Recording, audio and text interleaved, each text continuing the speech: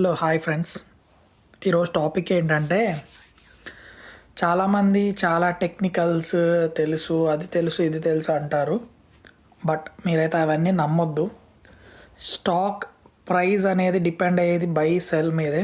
అంటే దానికి ఉండే డిమాండ్ అండ్ సప్లై. ఎక్కువ మంది కొంటుంటే అది ప్రైస్ పెరిగిద్ది, ఎక్కువ మంది అమ్ముతుంటే ప్రైస్ తగ్గిద్ది.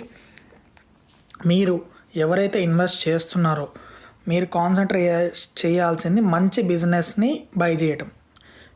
స్టాక్ని బై చేయడం కాదు, ప్రైజ్ని బై చేయడం కాదు, బిజినెస్ని బై చేయడం.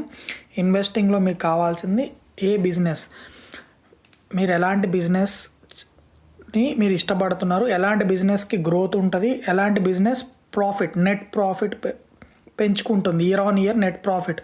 ఎందుకంటే ఎవరు వ్యాపారం చేసేదైనా లాభాల కోసమే. లాభాలు రాని వ్యాపారం ఎప్పటికైనా స్టాక్ ప్రైస్ అనేది directly proportional to net profits.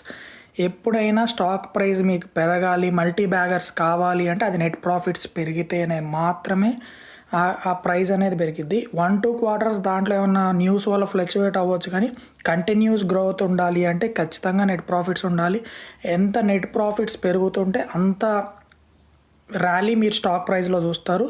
So ఎవరైతే ఇన్వెస్ట్ చేయాలనుకుంటున్నారో స్టాక్ మార్కెట్లో ప్రాఫిట్స్ చేసే కంపెనీస్ని ఫైండ్ చేయండి. ఆ ప్రాఫిట్ తగ్గ ప్రైస్ ఉందా లేదా ఫైండ్ చేయండి.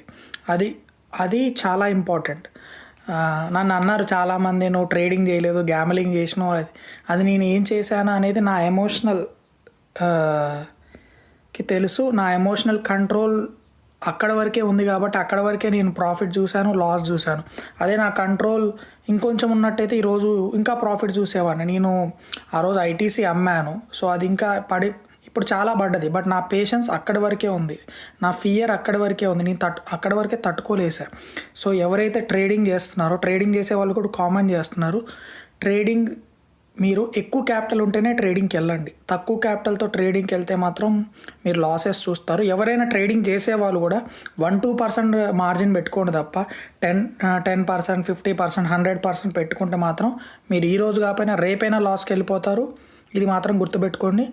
మీ దగ్గర ఎంత తక్కువ ఉన్నా కూడా ఇన్వెస్ట్మెంట్కి ట్రై చేయండి. మంచి బిజినెసెస్ ఫైండ్ చేయడానికి ఈరోజు మీ దగ్గర డబ్బులు లేకపోవచ్చు, బట్ మీరు ఈరోజు బిజినెస్ ఫైండ్ చేసి వాచ్ చేస్తూ ఉంటే ఆ నాలెడ్జ్ పెరిగిద్ది. కమింగ్ డేస్లో మీ దగ్గర ఎప్పుడైతే డబ్బులు ఉంటాయో ఆ బిజినెస్ని అప్పుడు బై చేయగలుగుతారు.